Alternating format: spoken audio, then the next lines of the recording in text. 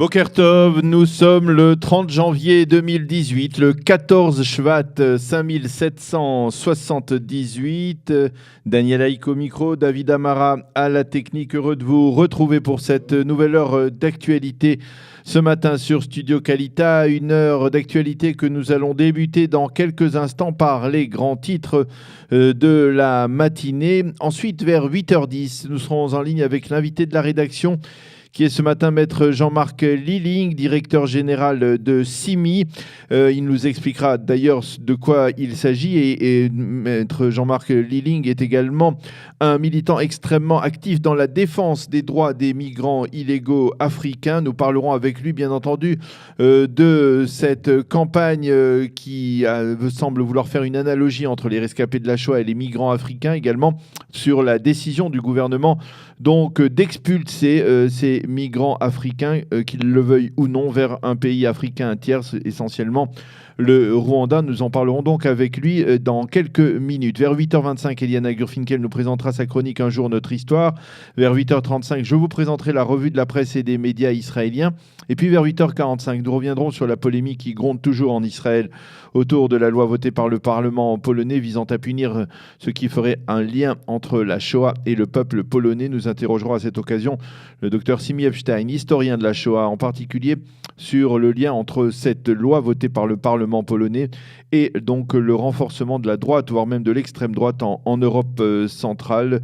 Ce sera donc vers 8h45. Les grands titres de ce début de matinée pour l'instant, pour commencer cette heure d'actualité. Une roquette a été tirée hier soir vers minuit à partir de la bande de Gaza vers le territoire israélien. Ce tir a déclenché l'alerte rouge dans les localités du pourtour de la bande de Gaza, mais fort heureusement, il s'est avéré peu après que cette roquette s'est abattue sur un champ sans faire de blessés ni de dégâts. Il faut rappeler que cela fait plusieurs semaines qu'il n'y a pas eu de tir après une période tendue au début du mois de janvier où l'on avait enregistré une dizaine de tirs de roquettes. À l'époque, les forces de sécurité israéliennes avaient réagi avec force à ces attaques palestiniennes. La rencontre au sommet, la 7e du nombre, la 7e du genre entre Benyamin Netanyahou et Vladimir Poutine hier à Moscou, c'est, dirons-nous, bien passé. Le Premier ministre israélien a exprimé à cette occasion à son prestigieux interlocuteur la détermination d'Israël à tout faire pour empêcher l'Iran de s'implanter en Syrie, mais aussi au Liban. Le Premier ministre, qui était accompagné lors de son déplacement du chef des renseignements militaires, le général Herzi Halevi, a fourni des preuves à Vladimir Poutine de la construction actuelle sous l'égide iranienne d'usines de missiles précis et sophistiqués sur le sol libanais. Et il a affirmé qu'Israël ne pourra tolérer une telle menace.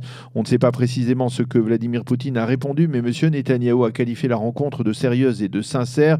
Il faut souligner que les deux leaders ont marqué hier la journée internationale de la Shoah en visitant le musée de la Shoah à Moscou. À cette occasion, Vladimir Poutine a fait un cadeau à M. Netanyahou. Il s'agit d'une lettre authentique, manuscrite d'Oskar Schindler à son épouse. Le Premier ministre a d'ailleurs promis de transmettre cette lettre au mémorial du Yad Vashem. Et pendant ce temps, le président de l'État, Reuven Rivlin, est lui en visite officielle en Grèce. Rivlin a lui aussi participé à des événements liés à la Journée internationale de la Shoah. L'un de ces événements a été organisé hier par la communauté juive d'Athènes. Il a, dans son intervention, insisté sur la recrudescence de l'antisémitisme et de l'extrême droite en Europe. Ceux qui adoptent leur langage n'ont pas de place dans le concert des nations, a déclaré M. Rivlin, qui a également mentionné le vote de la loi controversée donc en fin de semaine dernière par le Parlement polonais.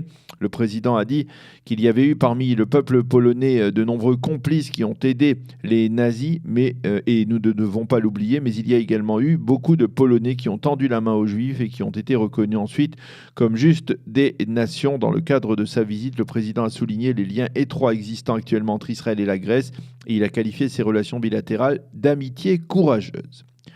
Le ministre israélien de l'Intérieur, Aryeh Deri, était hier l'invité de la commission parlementaire de l'Intérieur qui a débattu des problèmes des infiltrés illégaux africains. Il a révélé qu'au cours du mois de janvier, qui se termine, donc 700 infiltrés du Darfour ont reçu un statut de résident temporaire en Israël. Au total, ce sont 1000 réfugiés du Darfour sur les 3150 vivant actuellement en Israël qui ont reçu ce statut. Seuls 11 infiltrés venant d'autres pays africains ont reçu l'asile politique, qui ont été reconnus comme réfugiés, réagissant à la polémique provoquée par la décision du gouvernement israélien d'expulser des milliers d'infiltrés illégaux vers un pays tiers, qui devrait être le Rwanda. Le ministre de l'Intérieur a souligné que ce pays était prêt à accueillir ces infiltrés, même si leur expulsion avait été réalisée de force et non de gré. Arié Deri a expliqué que depuis 2006, 64 000 infiltrés étaient entrés illégalement en Israël, en provenance d'Afrique, et qu'aujourd'hui, il n'y en avait plus que 37 800 en Israël. Nous parlerons de ce dossier, donc, comme je vous l'avais dit, avec Maître Jean-Marc Liling, qui est un spécialiste et qui est un militant très actif dans la défense des réfugiés africains ici en Israël.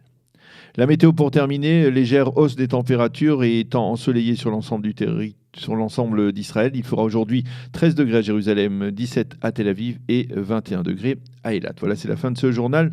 Nous marquons une première pause et on se retrouve avec l'invité de la rédaction.